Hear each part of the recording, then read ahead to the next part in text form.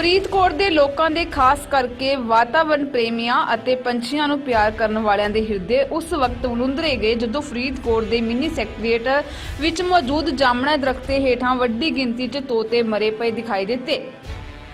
ਇਸ ਬਾਰੇ ਜ਼ਿਲ੍ਹੇ ਦੇ ਸਮਾਜ ਸੇਵੀ ਅਤੇ ਵਾਤਾਵਰਣ ਪ੍ਰੇਮੀਆਂ ਨੂੰ ਜਦੋਂ ਪਤਾ ਲੱਗਾ ਤਾਂ ਉਹ ਮੌਕੇ ਤੇ ਪਹੁੰਚੇ ਨੇ। ਉਹਨਾਂ ਇਹ ਗੱਲ ਜਤਾਈ ਹੈ ਕਿ ਇਹਨਾਂ ਤੋਤਿਆਂ ਦੀ ਜਾਨ ਜਾਮਣਾ ਉੱਪਰ ਸਪਰੇਅ ਕਰਨ ਨਾਲ ਹੋਈ ਹੈ। ਇੱਥੇ ਦੱਸਣਯੋਗ ਹੈ ਕਿ ਸਰਕਾਰੀ ਜਗ੍ਹਾ ਦੇ ਵਿੱਚ ਮੌਜੂਦ ਵੱਡੀ ਗਿਣਤੀ ਵਿੱਚ ਇਹਨਾਂ ਜਾਮਣਾ ਦਰਖਤ ਨੂੰ ਜ਼ਿਲ੍ਹਾ ਪ੍ਰਸ਼ਾਸਨ ਵੱਲੋਂ ਠੇਕੇ ਤੇ ਦਿੱਤਾ ਜਾਂਦਾ ਹੈ ਅਤੇ ਠੇਕੇਦਾਰ ਇਹਨਾਂ ਜਾਮਣਾ ਉੱਪਰ ਲੱਗੇ ਫਲਾਂ ਨੂੰ ਕੀੜੇ ਮਕੌੜਿਆਂ ਤੋਂ ਬਚਾਉਣ ਲਈ ਇਸ ਉੱਪਰ ਸਪਰੇਅ ਕਰਦੇ ਨੇ। ਤਾਂ ਪੰਛੀਆਂ ਦੇ ਮਾਹਿਰ ਅਨੁਸਾਰ ਇਹਨਾਂ ਤੋਤਿਆਂ ਲਈ ਇਹ ਸਪਰੇਅ ਘਾਤਕ ਸਿੱਧ ਹੁੰਦੀ ਹੈ ਅਤੇ ਇਹ ਵੀ ਗੱਲ ਸਾਹਮਣੇ ਆ ਰਹੀ ਹੈ ਕਿ ਜ਼ਿਲ੍ਹਾ ਪ੍ਰਸ਼ਾਸਨ ਦੇ ਠੇਕੇਦਾਰ ਇਹਨਾਂ ਪੰਛੀਆਂ ਦੀ ਮੌਤ ਦਾ ਕਾਰਨ ਮੀਂਹ ਹਨੇਰੀ ਦੱਸ ਰਹੇ ਨੇ। ਪੰਛੀ ਮਾਹਿਰ ਮੀਂਹ ਹਨੇਰੀ ਨਾਲ ਮੌਤ ਹੋਣ ਦੇ ਕਾਰਨ ਨੂੰ ਸਿਰੇ ਤੋਂ ਨਕਾਰ ਰਹੇ ਨੇ। ਸਰ ਇਹ ਪੰਛੀਆਂ ਦਾ ਜਿਹੜਾ ਐਤਕੀ ਮਰਨ ਦੀ ਘਟਨਾ ਹੋਈ ਹੈ, ਬਹੁਤ ਮਾੜੀ ਘਟਨਾ ਹੋਈ ਹੈ ਔਰ ਇਸ ਦੇ ਵਿੱਚ ਪ੍ਰਸ਼ਾਸਨ ਪੂਰਨ ਰੂਪ ਵਿੱਚ ਦੋਸ਼ੀ ਹੈ ਕਿਉਂਕਿ ਪ੍ਰਸ਼ਾਸਨ ਨੂੰ ਇਸ ਬਾਰੇ ਪਹਿਲਾਂ ਹੀ ਆਗਰਾ ਕਰ ਦਿੱਤਾ ਗਿਆ ਸੀ ਇੱਕ ਮੀਟਿੰਗ ਦੇ ਵਿੱਚ ਕਿ ਅਸੀਂ ਲਾਸਟ ਈਅਰ ਵੀ ਇਸ ਦੇ ਉੱਤੇ ਲੜਾਈ ਲੜੀ ਸੀਗੀ। ਉਸ ਸਮੇਂ ਕਬੂਤਰਾਂ ਦੀ ਮੌਤ ਹੋਈ ਸੀ ਅੱਜ ਤੋਂ 2 ਸਾਲ ਪਹਿਲਾਂ, ਤਾਂ ਕਿ ਦਵਾਈਆਂ ਨੂੰ ਬੈਨ ਕੀਤਾ ਜਾਵੇ। ਉਹ ਹਾਨੀਕਾਰਕ ਦਵਾਈਆਂ ਜਿਵੇਂ ਕਿ ਮੋਨੋਕ੍ਰੋਟੋਫਾਸ ਵਗੈਰਾ ਦਵਾਈਆਂ ਜਿਹੜੀਆਂ ਕਿ ਅੱਜ ਕੱਲ੍ਹ ਬੈਨ ਕੀਤੀਆਂ ਗਈਆਂ, WHO ਵੱਲੋਂ ਵੀ ਬੈਨ ਕੀਤੀਆਂ ਗਈਆਂ ਉਹਨਾਂ ਦੇ ਹਾਨੀਕਾਰਕ ਪ੍ਰਭਾਵਾਂ ਕਰਕੇ, ਤਾਂ ਜਿਹੜਾ ਠੇਕੇਦਾਰ ਹੈ ਉਹ ਉਹਨਾਂ ਦਵਾਈਆਂ ਦਾ ਛਿੜਕਾਅ ਕਰ ਦਿੰਦੇ ਆ ਜਿਸ ਕਰਕੇ ਉਹਨਾਂ ਦੀ ਪ੍ਰਜਨਨ ਸ਼ਕਤੀ ਉੱਪਰ ਵੀ ਅਸਰ ਹੁੰਦਾ ਔਰ ਉਹਨਾਂ ਦੀ ਜਿਹੜੀ ਮੌਤ ਹੋ ਜਾਂਦੀ ਹੈ। ਔਰ ਜੋ ਪਿਛਲੇ ਦਿਨੀ ਵਰਤਾਰਾ ਹੋਇਆ, ਕੁਛ ਹਨੇਰੀ ਆਈ ਹੈ, ਹਨੇਰੀ ਦੇ ਨਾਲ ਪੰਛੀਆਂ ਦੀ ਮਤਲਬ ਪ੍ਰਸ਼ਾਸਨ ਦੇ ਵੱਲੋਂ ਹੈ ਕਿ ਡਿੱਗਣ ਦੇ ਨਾਲ ਮੌਤ ਹੋਈ ਹੈ, ਲੇਕਿਨ ਜਿਹੜੀ ਮੌਤ ਹੈ ਉਹ ਉਸ ਤੋਂ ਪਹਿਲਾਂ ਦਵਾਈ ਛਿੜਕੀ ਗਈ ਸੀਗੀ। ਉਸ ਦਵਾਈ ਦਾ ਜਿਹੜਾ ਹਾਨੀਕਾਰਕ ਪ੍ਰਭਾਵ ਹੋਇਆ ਉਸ ਦੇ ਨਾਲ ਉਹਨਾਂ ਪੰਛੀਆਂ ਦੀ ਮੌਤ ਹੋਈ ਹੈ। ਇਸ ਨੂੰ ਲੈ ਕੇ ਅਸੀਂ ਸਾਰੀਆਂ ਜਥੇਬੰਦੀਆਂ ਨੇ ਇਕੱਠੇ ਹੋ ਕੇ ਐਡਵੋਕੇਟ HC ਅਰੋੜਾ ਦੇ ਰਾਹੀਂ ਅਸੀਂ NGT ਦੇ ਵਿੱਚ ਵੀ ਅਪਰੋਚ ਕਰਨ ਦੀ ਕੋਸ਼ਿਸ਼ ਕਰ ਰਹੇ ਹਾਂ।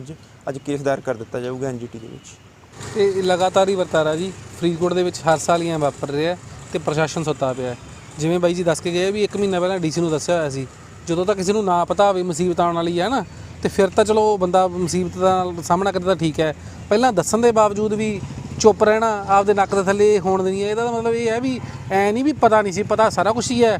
ਜਾਣ ਬੁੱਝ ਕੇ ਪ੍ਰਸ਼ਾਸਨ ਸੁੱਤਾ ਪਿਆ ਵੀ ਕੋਈ ਗੱਲ ਨਹੀਂ, ਚੱਲਣ ਦਿਓ ਜਿਵੇਂ ਚੱਲਦਾ, ਕਿਉਂਕਿ ਸਾਨੂੰ ਕੀ ਹੈ ਇੱਥੇ ਹਾਲਾਤ ਲਗਾਤਾਰ ਹੀ ਬਣੇ ਹੋਏ ਨੇ। ਕਦੇ ਤਾਂ ਮਤਲਬ ਪ੍ਰਸ਼ਾਸਨ ਦੇ ਨੱਕ ਥੱਲੇ ਤੋਤੇ ਮਰ ਰਹੇ ਆ, ਕਦੇ ਦਰਖਤ ਵੱਢੇ ਜਾ ਰਹੇ ਆ, ਕਦੇ ਨਹਿਰਾਂ ਦੇ ਵਿੱਚ ਗੰਦਾ ਪਾਣੀ ਮਿਲਾਇਆ ਜਾ ਰਿਹਾ। ਲਗਾਤਾਰ ਪ੍ਰਸ਼ਾਸਨ ਚੁੱਪ ਕਰਕੇ ਬੈਠਾ ਹੋਇਆ ਜਦੋਂ ਕਿ ਲੋਕਾਂ ਦੀ ਜਾਨ ਨਾਲ ਖਿਲਵਾੜ ਹੋ ਰਿਹਾ।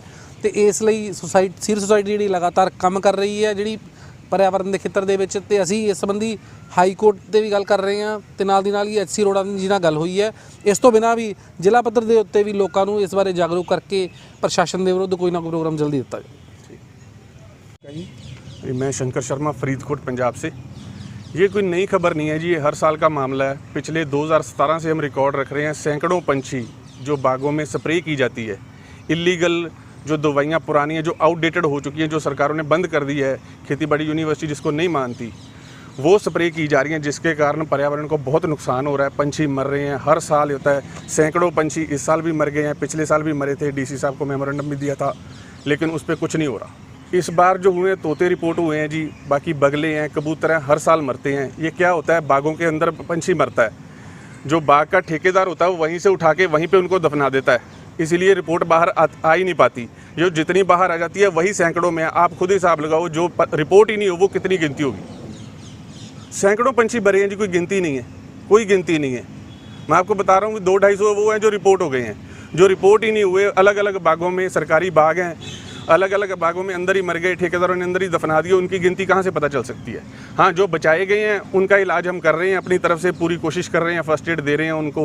जितने बचेंगे अभी तक जो हमारे पास आए हैं वो तकरीबन बचा लिए गए हैं, कुछ रिलीज़ कर दिए गए हैं, कुछ अपने पास अभी भी ज़ेरे इलाज हैं। ये जो सीज़न है ये जामुन का है जी, जामुन का है। यहाँ आसपास के जैसे किन्नू के बाग हैं, स्प्रे जो होती है 15 तारीख 5वें महीने के बाद और 20 तारीख 7वें महीने से पहले होती हैं।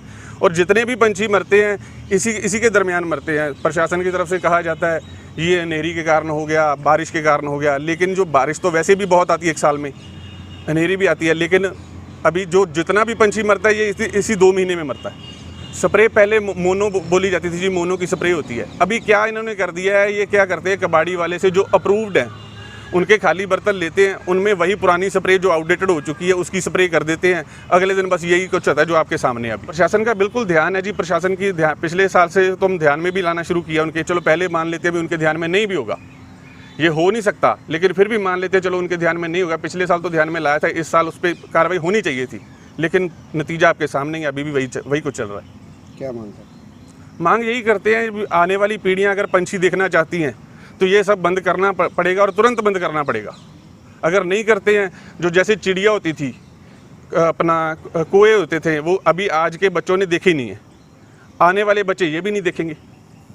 ਕੀ ਕਹਿਣਾ ਚਾਹੋਗੇ ਕਾਰਨ ਕੀ ਕੋਈ ਸਾਡੇ ਨੌਲੇਜ 'ਚ ਇਹ ਮਸਲਾ ਹੁਣੇ ਨਹੀਂ ਆਇਆ ਹੈ ਤੇ ਅਸੀਂ ਇਸ ਨੂੰ ਚੈੱਕ ਕਰਨ ਵਾਸਤੇ ਇੱਕ ਟੀਮ ਕੰਸਟੀਟਿਊਟ ਕਰਤੀ ਹੈ। ਪੋਲੀ ਕਲੀਨਿਕ ਦੇ ਸਪੈਸ਼ਲਿਸਟ ਜਿਹੜੇ ਨੇ ਇਸ ਟੀਮ ਨੂੰ ਹੈੱਡ ਕਰਨਗੇ, ਲੀਡ ਕਰਨਗੇ ਤੇ ਜੋ ਵੀ ਇਹਦਾ ਮਸਲਾ ਜੋ ਉਹਦਾ ਡਾਇਗਨੋਜ਼ ਹੋਏਗਾ ਜਾਂ ਕਿਸ ਕਾਰਨ ਮਰ ਰਹੇ ਨੇ ਤਾਂ ਉਹ